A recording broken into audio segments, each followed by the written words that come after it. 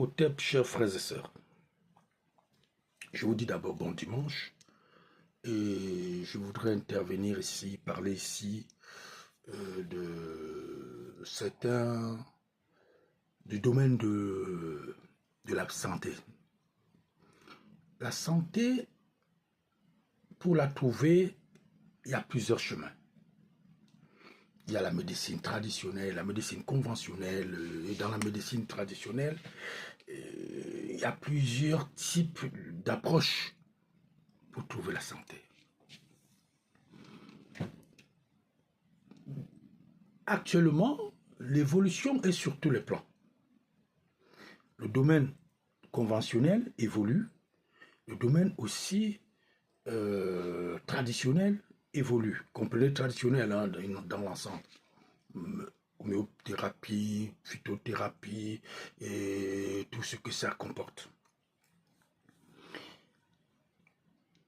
Il y a donc dans ce domaine, dans tous ces domaines-là, un aspect qui nous dérange. C'est qu'on veut généraliser la méthode de trouver une guérison d'une personne au reste.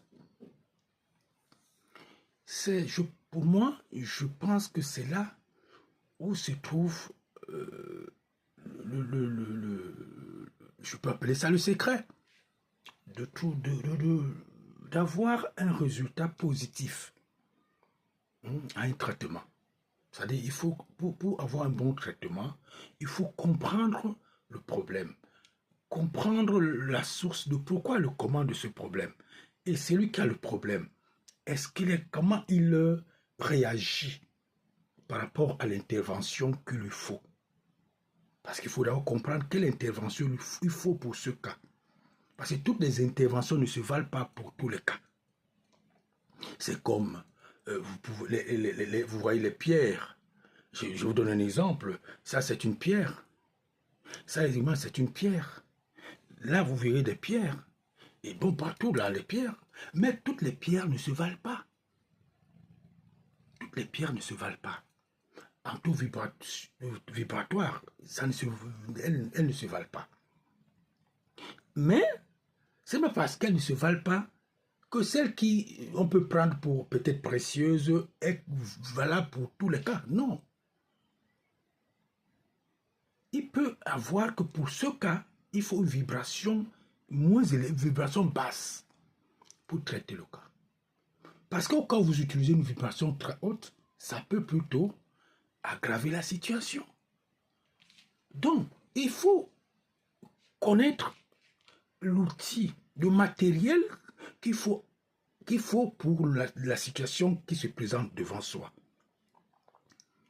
Mais pour le faire, pour avoir les outils d'évaluation, c'est-à-dire que même les organes, le corps humain, les organes ne se valent pas. Je veux dire, ils ne se valent pas. Pourquoi? C'est-à-dire que les pH ne sont pas les mêmes. Le potentiel d'hydrogène, ce n'est pas partout. Et les taux vibratoires ne sont pas les mêmes. Sur toutes les parties du corps. C'est parce que c'est le même corps.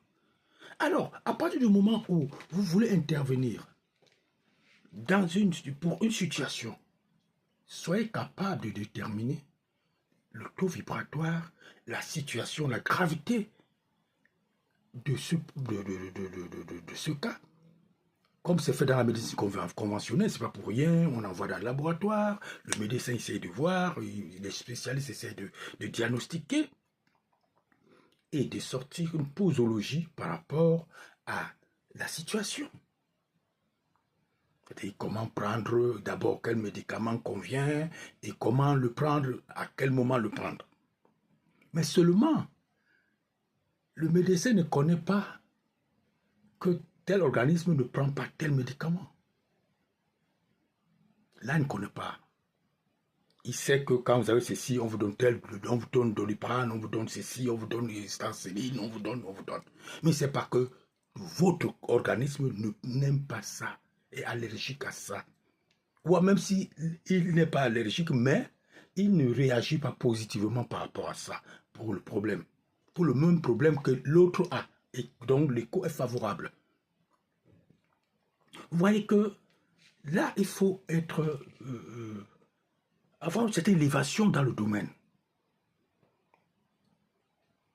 C'est pourquoi j'exhorte tous ceux qui font dans ce domaine de traitement traditionnel, tout ça, même conventionnel, de ne pas trop généraliser les choses. Parce que, vous voyez, c'est comme ceux qui font dans l'exorcisme. Les esprits ne se valent pas. Vous ne pouvez pas aborder un esprit qui est féroce par rapport, avec la même force, les mêmes outils que celui qui est faible. Et d'ailleurs, avant d'aller affronter cet esprit-là, mesurez-vous, essayez de voiler sa force, si vous êtes capable de lui mener le combat. Donc, c'est valable dans tous les domaines. Ceux qui sont les diététiciens, vous voyez, hein, il y a des grands diplômes dans ce domaine, mais ils se basent sur certaines conventions. Mais ces conventions ne sont pas valables sur tout le monde. Que vous soyez même docteur agrégé dans ce domaine-là, vous avez des éléments, peut-être vous allez voir le groupe sanguin, vous allez voir ceci, vous allez voir peut-être l'âge, mais ce n'est pas toujours des éléments qui vont conclure. Parce que vous allez avoir deux types qui ont le même problème. Et vous prescrivez le régime alimentaire pour résoudre leur problème. Un type, ça peut donner, et l'autre, ça ne donne pas. L'autre, ça ne donne pas parce que vous allez vous poser des questions. Mais tout simplement parce que nous sommes comme des empreintes digitales. Chaque être humain a son mode d'emploi, c'est comme chaque appareil. Il faut donc, pour prescrire une recette, parce que comme disaient nos ancêtres, et ça a été repris par certains occidentaux, tels que Paracelse, que la nourriture soit d'abord votre premier remède. Oui, c'est valable. C'est pourquoi on peut être en bonne santé, parce qu'on vit bien, on respecte bien, on sait ce que le corps veut, ce qu'on lui donne, pour que tous les systèmes soient tonifiés, soient vigoureux, répondent présent. Mais quand vous ne maîtrisez pas ces choses-là, vous jouez à tâtons, malgré vos diplômes. Je ne sais que je respecte bien, hein, je respecte bien, ça, ne dites pas que je... Non. Mais vous pouvez être un expert dans un domaine, par exemple, domaine diététique, tout ça, et vous ratez toujours votre cible. En fait, vous n'allez pas tout rater, mais vous aurez des situations qui vont vous compliquer la vie. Tout simplement parce que la routine, ce que vous avez appris à l'école, c'est que quand quelqu'un manque de vitamine C et vitamine D, il lui faut tel aliment, tel aliment. Il y a un côté métaphysique qui vous échappe. Et c'est ce côté-là qui est la clé de voûte. C'est ce côté-là qui est la clé de voûte. Ceci est valable dans tous les domaines. Et je veux vous dire, la bonne médecine, elle est d'abord spirituelle. Un bon guérisseur doit être d'abord avoir une bonne carrure spirituelle. C'est-à-dire que un travail spirituel, ça lui permet une connexion. Parce que ces forces, ne nous les approprions pas. C'est-à-dire que pour que la nature nous utilise, il faut que nous soyons réceptifs à ce qu'elle nous donne. Elle travaille par nous pour que les résultats soient positifs. Et pour cela, il faut que nous travaillions vraiment dans notre corps, dans tous les corps. Donc, je tenais à faire cette petite vidéo pour que nous comprenions. Parfois, bon, nous qui aimons la nature, il y a des choses que nous négligeons. Je veux vous dire, vous allez trouver les patriarches, vous voyez un peu les cannes et tout, Même les patriarches ne se valent pas. Même si on les, quel que soit, ils ne se valent pas. Je dis, le matériel, je vous ai donné un exemple. C'est pas pour rien, vous voyez, les pierres, on dit bien pierres précieuses, pierres semi-précieuses, pierres ceci, et tout ça, les métaux, même chose. Et on les vend en fonction de cette valeur-là. Parce que chaque chose a sa place et a son rôle.